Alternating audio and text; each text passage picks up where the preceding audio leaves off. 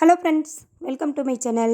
இன்றைக்கி வீடியோவில் உருளைக்கிழங்கு போண்டா எப்படி செய்யலான்னு பார்க்கலாம் வாங்க. கடையில் கிடைக்கிற அதே மசாலா டேஸ்ட்டோட நல்ல வாசனையாக எப்படி பண்ணுறதுன்னு பார்த்துருவோம். நம்ம சேனலுக்கு நீங்கள் புதுசாக இருந்தீங்கன்னா மறக்காமல் சப்ஸ்கிரைப் பண்ணிவிட்டு கூடவே பெல் சிம்பிளையும் கிளிக் பண்ணிடுங்க. ஃபஸ்ட்டு நம்ம மசாலா ரெடி பண்ணிடலாம். ஒரு கடாய் அடுப்பில் வச்சுக்குவோம். அதில் ஒரு 4 டேபிள் ஸ்பூன் அளவுக்கு ஆயில், அரை டீஸ்பூன் கடுகு, அரை டீஸ்பூன் அளவுக்கு ஜீரகம் சேர்த்துக்கலாம். இப்போ இது எல்லாமே ஓரளவுக்கு பொரியணும். அடுப்பை லோ ஃப்ளேமில் வச்சுக்கோங்க. எப்போவுமே நம்ம ஜீரகம் சோம்பெல்லாம் சேர்த்தும் போது அடுப்பை லோ ஃப்ளேமில் வச்சுக்கலாம். இல்லைனா சீக்கிரமாக நம்மளுக்கு பொரிஞ்சு கரிஞ்ச வாசனை வந்துடும். இப்போ இது கூட ஃப்ரெஷ்ஷான கருவேப்பிலை ஒரு கொத்து சேர்த்துருவோம். கூடவே பார்த்திங்கன்னா ஒரு பெரிய வெங்காயம் நல்லா பொடுசாக நறுக்கிட்டு இதையும் நான் இது கூட சேர்த்துக்கிறேங்க. நான் ஏற்கனவே உருளைக்கிழங்க நல்லா வாஷ் பண்ணிவிட்டு ஒரு 3 விசில் நல்லா விட்டு இறக்கி வச்சுருக்கிறேன். அதாவது நம்ம உருளைக்கிழங்க வேக வைக்கிறதுல தான் நம்ம இந்த மசாலாவோட டேஸ்ட்டு அப்படியே உருளைக்கிழங்குல இறங்கும். போண்டா டேஸ்ட் அப்படியே நம்மளுக்கு நல்லா கிடைக்குங்க.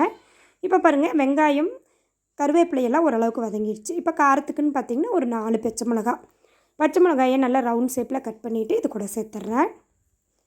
இதையும் சேர்த்துட்டு நல்லா வதக்கிடலாம்.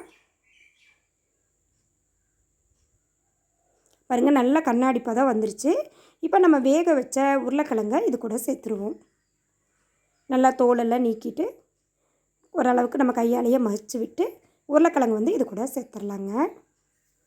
உருளைக்கிழங்கு சேர்த்துட்டு இப்போ இதுக்கு கொஞ்சம் தேவையான அளவு உப்பு மட்டும் சேர்த்துக்கலாம். நான் வேகும் போது கொஞ்சம் உப்பு சேர்த்துருக்குறோம். இப்போ மசாலாவுக்கு மட்டும் தேவையான அளவு உப்பு ஒரு அரை டீஸ்பூன் மட்டும் சேர்த்துடலாம்.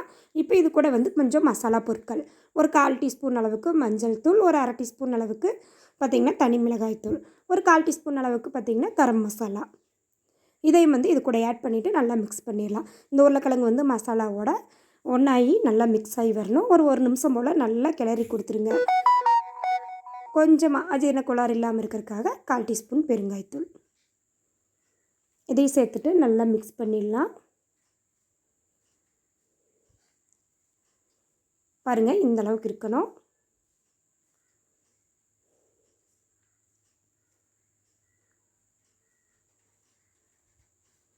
ஒன்றோட ஒன்றா நல்லா மிக்ஸ் ஆகி கலர் சேஞ்ச் ஆகும். அந்தளவுக்கு நம்ம நல்லா மிக்ஸ் பண்ணி விட்டுறலாம்.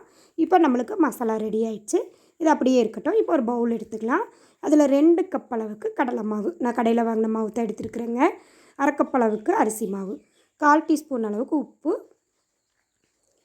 1/4 டீஸ்பூன் அளவுக்கு மிளகாய்த்தூள், 1/4 டீஸ்பூன் அளவுக்கு பெருங்காயத்தூள், பிஞ்சு போல் பேக்கிங் சோடா, சமையல் சோடா இருக்குல்லங்க அது. இப்போ கொஞ்சமாக தண்ணி சேர்த்துக்கலாம். மாவு நம்ம கரைக்கிற பக்குவத்தில் தான் நம்ம டீ கடையில் கிடைக்கிற மாதிரி மேலே அந்த கடலை மாவு திக்காகவும் உள்ள மசாலாவோடு சேர்ந்து சாப்பிடும் போதும் அதே டேஸ்ட்டில் கிடைக்கணும். அப்படின்னா மாவு இந்த பதத்தில் இருக்கணும். கொஞ்சம் கொஞ்சமாக தண்ணி சேர்த்துட்டு ஒரு விஸ்க் வச்சு நல்லா கலந்துக்கோங்க. விஸ்கால் நீங்கள் எடுத்து விட்டிங்கன்னா ரொம்ப லிக்விடாக இருக்கக்கூடாது. மாவு ஓரளவுக்கு ஒரு நார்மலான கெட்டி பதத்தில் இருக்கணும். ரொம்ப காடாகவும் இருக்கக்கூடாது. காட்டுறேன் பாருங்கள். இன்னும் கொஞ்சம் தண்ணி சேர்த்துக்கலாம். நல்லா மிக்ஸ் பண்ணிவிடுங்க. விஸ்கால் எடுத்திங்கன்னா இது போல் விழுகணும். இந்த மாவு நம்மளுக்கு சரியான பதம். இப்போ மசாலா கொஞ்சம் கொஞ்சமாக நம்மளுக்கு விருப்பப்பட்ட ஷேப்பில் உருண்டை பண்ணிக்கலாம். இப்போ முக்கி காட்டுறேன் பாருங்கள். இந்த அளவுக்கு நம்மளுக்கு மாவு இருக்கணும். இப்போ எண்ணெய் நல்லா ஹீட்டாக இருக்குது. மீடியம் ஃப்ளேமில் வச்சுட்டு நம்ம போண்டாக்கில் போட்டு பொன்னிறமாக பொரிச்சு எடுத்தோம்னா அருமையான உங்களுக்கு உருளைக்கிழங்கு மசாலா போண்டா ரெடி. கடையில் கிடைக்கிற மாதிரி அதே டேஸ்ட்டில் இருக்கும். ட்ரை பண்ணி பாருங்கள். இந்த வீடியோ பிடிச்சிருந்தா சேனலை மறக்காமல் சப்ஸ்கிரைப் பண்ணிடுங்க, சப்போர்ட் பண்ணுங்கள். நல்லா இந்த மழை காலத்துக்கு சுட சுட போண்டா இப்படி சுட்டு சாப்பிடுங்க.